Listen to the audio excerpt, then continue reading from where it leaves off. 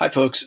I am sharing with you today a passage from a book that I'm reading now. Oops, let me get that in front. This is Happiness by Niall Williams, an Irish writer. And the reason I want to share this with you is because there's a description of a character that I think will maybe be just another example of the type of really precise description, specific, okay, and vivid that the reader can imagine that you should be doing in preparation for your Unit 4 first task, either personal writing or creative writing. So I'm going to start reading. It's short, just a page and a third here. I'm going to start on the first of the two pages where it says Joe. Now, Joe's a dog, Ganga is the grandfather, and the narrator is talking. Okay? But you don't need to know any background. This narrator is going to meet someone called Christy. Very little is going to happen. Okay, if I were telling this story very simply, guy walks to his door, looks out in the yard, and there's an older man walking into the yard. He has sort of gray blonde hair, and he's built pretty big, but he walks into the yard, says, "There you are," and they sit down together, and the man introduces himself as Christy. Now, that's basically what happens, but see the difference in the way this writer describes it, bringing us into the moment where we feel that we are in the place of the narrator, seeing and experiencing uh, this man for the first time. Okay. Joe lay on Ganga's cushion in the snaffling of a dog dream. I went to the threshold and was stood in the first instance of the departed rain, when a man's voice called out, "Hello." Now, if you have a dog, you've maybe heard a dog snaffle,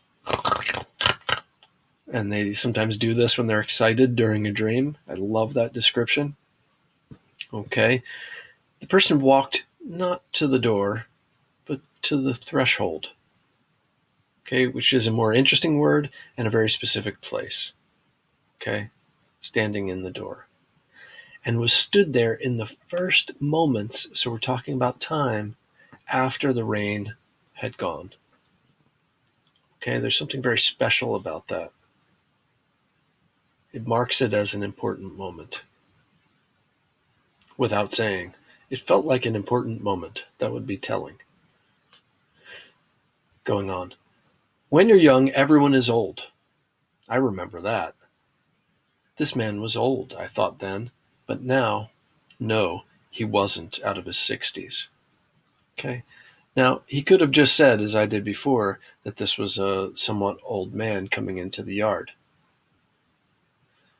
When you do personal writing, you will be describing the things and people around you, but you're also saying something about yourself. And so this person, this narrator, shows that he's no longer young, and also shares some of his thoughts, his reflections, okay, and how his perspective on age has changed as he's gotten older. Okay, much more interesting than just a simple, he was old.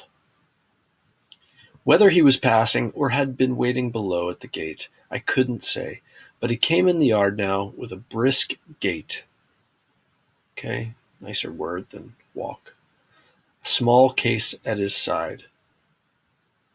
He was full bearded, a man who had probably been slight when young, but the world had muscled and beer had bulked him. So, although of mid-height, he was strong and square and full. But he carried the weight of himself with a look of bemusement, as if it was he who told the world the joke of himself. Wow.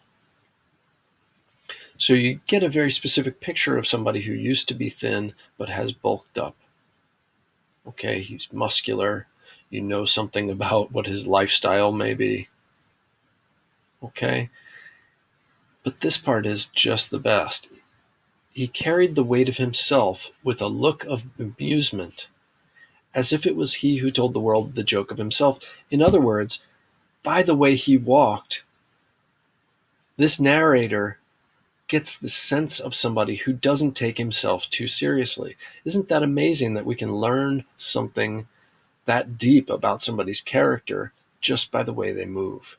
Okay.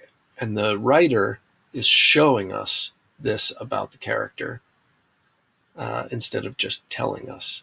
He seemed like somebody who didn't take himself very seriously. Okay. Or has a sense of humor. Now, folks, you're not going to be writing a description of any one character that's this long, probably, in your personal writing or your creative writing.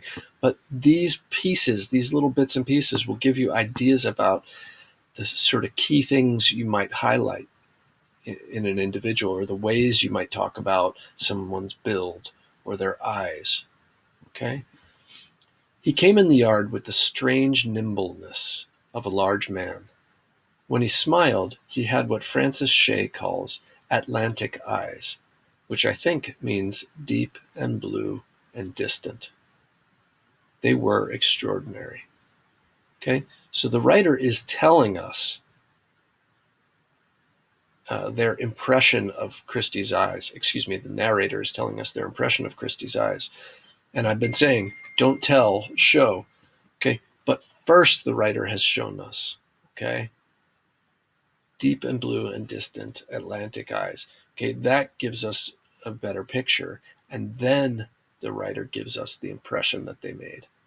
I think I got that right away. I would never see eyes quite like them again. There you are, he said, as though I was the one who had just appeared. So not only what he said, but the narrator's reaction to that. His hair, once fair, was now that color between blonde and silver. What a lovely description. That color between blonde and silver. It had a small scattering of hedge confetti. I'm guessing that means he's gone through a hedge and he's gotten some leaves in his hair. I could be wrong, okay, but if so, then confetti is being used as a metaphor. It's not actually confetti that rains down in a parade. It's leaves. Because this was 60 years ago, some details are imagined. Nobody who's lived an any way decent amount of life remembers everything. He put down his case, sat on the sill, looked down at the smallness of his boots. Okay? Not just at his boots, at the smallness of his boots. And extended towards me a strong hand. Okay? Little detail there. A strong hand is easier to picture as it's extended toward you. Christie, he said. I didn't say my name's Christie. He didn't say, hello, good to meet you, I'm Christie.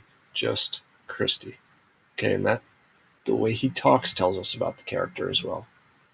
Okay, so this type of description is useful in either the personal or the creative writing. Okay, you'll go on to your task now, which is to picture someone that has been important to you, that you remember meeting in your life for the first time. Okay, and I'd like you to follow the instructions for writing a short description of that person the first time you met them. Okay, good luck.